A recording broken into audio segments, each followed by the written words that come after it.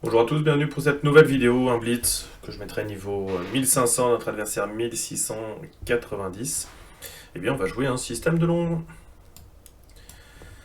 Donc là D4, D5, c'est le plus sympa pour jouer le système de l'ombre. Cavalier F6, on vient faire notre pyramide. Alors, c'est intéressant parce qu'il vient jouer l'asymétrie. Ici, je recommande plutôt de jouer C4 plutôt que de jouer C3. Même si c'est en termes de système, c'est nettement mieux. Et puis ici, il décide d'échanger, donc du coup, on vient reprendre avec gain de temps sur le fou, et on a toujours un petit problème avec ce, ce pion qui n'est pas défendu. Est-ce que je l'attaque directement? Oui. Je vais faire un petit gain de temps ici. Alors, il ne peut pas laisser prendre maintenant, hein, vu qu'il a ouvert complètement le jeu. Il peut pas laisser prendre, c'est pas du tout un pion empoisonné celui-ci. Je peux vous dire qu'il est extrêmement comestible. Il vient faire cavalier avec l'idée de faire la fourchette, je peux prendre. Et sur fourchette, je peux revenir avec des échecs ici. Quoique. Ouais.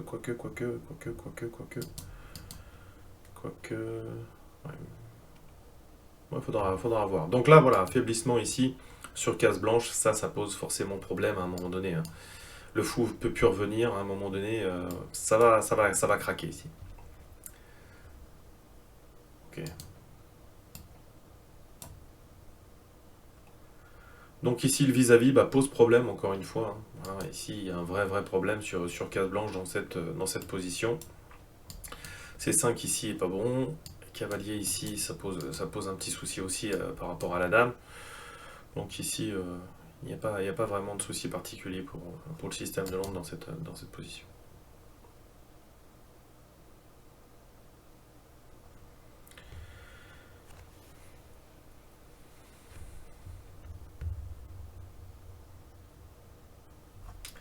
Bon, B5 va arriver, hein. Je ferai fou E2.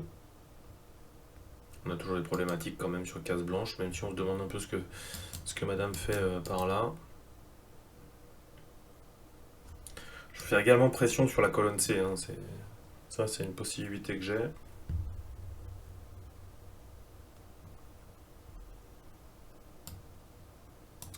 On va mettre le roi à l'abri.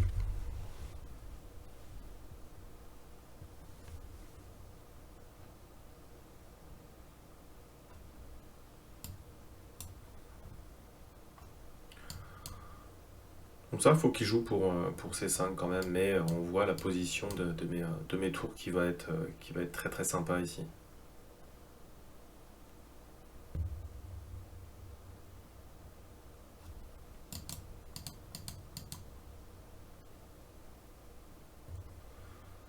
Ok, il propose un échange. Est-ce que j'ai envie? Non, pas trop. Ça, est-ce que c'est intéressant pour moi? On sent qu'il y a quelque chose qui traîne dans l'air, mais c'est difficile de voir quoi pour le moment. Prise ici. Le fou sur cette grande diagonale, hein, ça commence à être intéressant. Les petites fourchettes ici, cavalier prend, fou prend, mais ça règle pas mon problème. Cavalier prend, pion prend. Le fou, bon, on sait pas trop où il va aller. On va créer les conditions d'un accident, on va dire.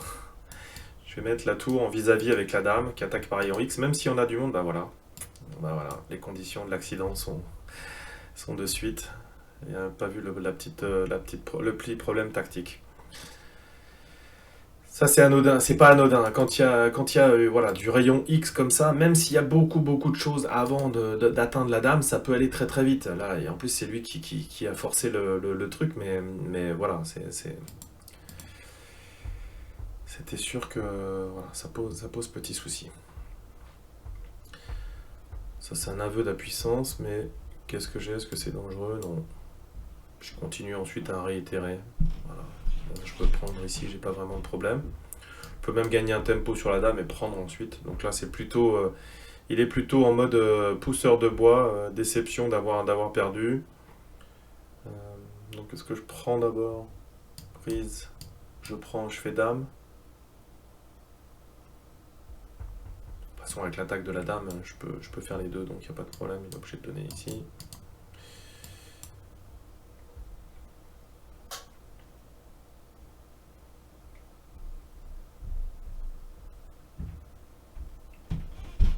Il y a beaucoup de choses, hein, beaucoup de choses quand même ici, hein, qui sont tombées. Le fou. Et il va y avoir une autre pièce, le cavalier, hein, voilà, ici. Donc ça c'était... ça commençait à être compliqué. Alors, est-ce que je laisse...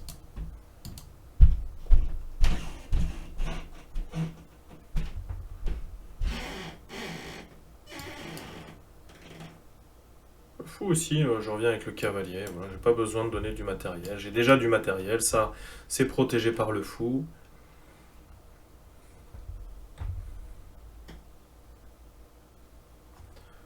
Fou prend, cavalier prend, ça le laisse effectivement sortir son cavalier, mais il n'y aura pas de problème derrière, hein. Il y aura des petites combinaisons tactiques qui vont forcément se proposer avec le cavalier ici.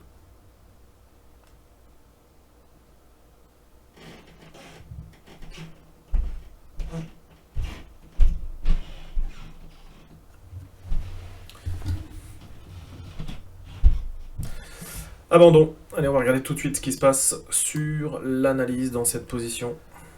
Alors ici, 96% de précision. Bon, après, il n'y a pas eu beaucoup de coups, mais bon, tous les coups étaient dictés et assez simples à jouer. Mais c'est aussi pour vous montrer que le système de Londres est vraiment très intéressant à jouer au niveau amateur. On a quelque chose de très solide, les plans sont toujours identiques et ça peut poser quelques soucis. Donc cavalier F6, E3, ça c'est standard, fou F5, C4, ça pose un problème parce que si justement, là après ensuite il pousse E6, eh bien on a un problème forcément sur case blanche du côté de l'aile dame. Donc vous pouvez regarder, j'ai fait quelques vidéos hein, sur D4, D5 dans lesquelles je mets les manœuvres et les attaques sur case blanche. Ici directement, voilà, on a un problème de faiblesse. Alors, je parlais cavalier C6, il pouvait laisser prendre ici. Donc là on a une attaque entre la dame et le fou, voilà, c'est ce que j'avais vu ensuite, et ça posait problème, parce qu'il a que C6, fou prend, cavalier prend, pion prend. Il est obligé de mettre les cavaliers en D7, et là j'ai digéré le pion, j'ai pas vraiment de problème, ensuite les cavaliers sortent très bien. Mais peut-être que c'est le mieux dans cette position, il est peut-être pas obligé de jouer la fourchette, ici il peut jouer cavalier B4, cavalier C3, il y a fourchette, et s'il vient faire cavalier C2, D1, ça c'est un petit peu plus compliqué, mais ça on le trouve parfois. Ici, c'est pas possible de prendre, parce que ce que je vous disais, voilà, c'est si on attaque également avec le fou qui est positionné, la dame C8, ça craint, ça craint clairement. Et même ici sur D6, on a voilà, un petit gain de dame, ça fait toujours plaisir. Donc ça, d'aller chercher la tour, c'est compliqué. Donc ici, c'est dangereux cette attaque. Donc forcément obligé de jouer B6, mais là, les trous sur case blanche, c'est trop puissant ici. Cavalier E5, le cavalier, toutes mes pièces sortent naturellement, on a des trous de gruyère, voilà, ici, donc ça pose vraiment quelques petits soucis. Et d'ailleurs, c'est assez marrant, je vais profiter de la grande diagonale pour créer des faiblesses supplémentaires. Ici, il joue B5, mais ici, il devait aller à la chasse au fou, ici, hein, dans cette position. Je vous montre sur cavalier H5, tour D1, et sur la prise ici, on vient consolider. Ça, c'est une stratégie qui est souvent utilisée. Et puis, si on a une attaque sur F6, ça pose pas de problème, parce qu'on a la dame. Il y a un affaiblissement sur E6, ici, je l'attaque directement, mais même au-delà de ça, ça pourrait créer une faiblesse. On tire le cavalier, il vient sur certaines cases. Bon, il n'y a pas vraiment de problème à jouer le doublement du pion ici en F4, qui vient renforcer la case E5, l'avant-poste sur E5.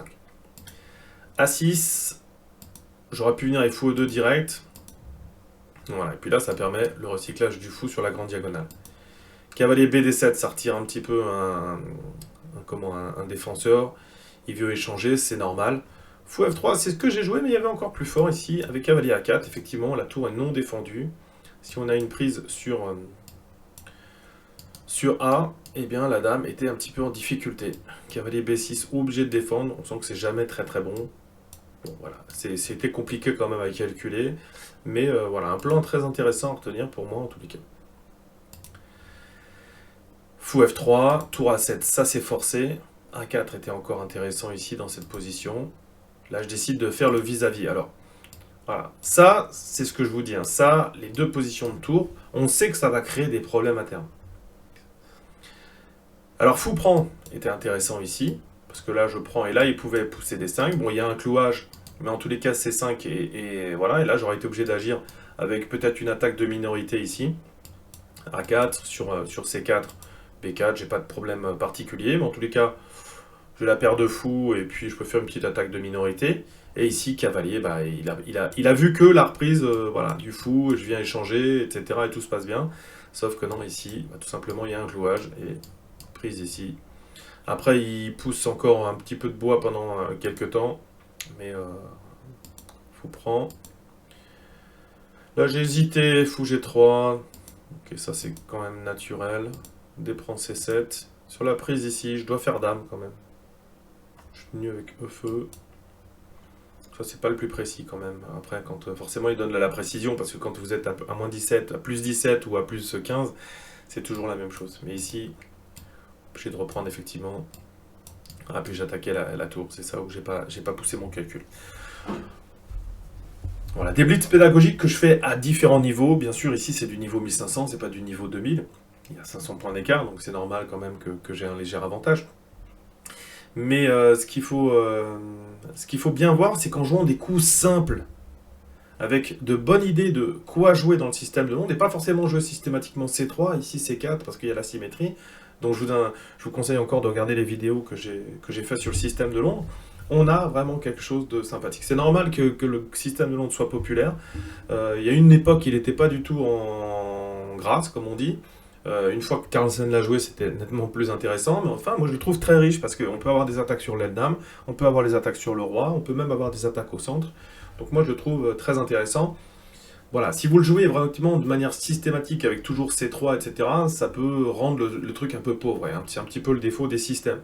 Mais bon, voilà. Jusqu'à 1500, vous pouvez le jouer en mode système, et puis dès que ça passe un petit peu au-dessus, eh ben, vous améliorez avec la connaissance de vos positions et puis des éventuelles tactiques. Il y a une vidéo aussi que j'ai faite sur les pièges et les combinaisons tactiques qu'on trouve dans le système de Londres. Donc si vous travaillez bien les deux vidéos de théorie plus les pièges et puis les autres, les blitz commentés, eh bien vous allez augmenter votre niveau autour du système de Londres. Merci d'avoir suivi cette vidéo. Je vous rappelle le site internet www.chesstrainer2000.com. N'hésitez pas à liker, commenter, à partager. Voilà. Et puis en attendant les prochains blitz, je vous dis travaillez bien, soyez courageux, à bientôt. Ciao, ciao.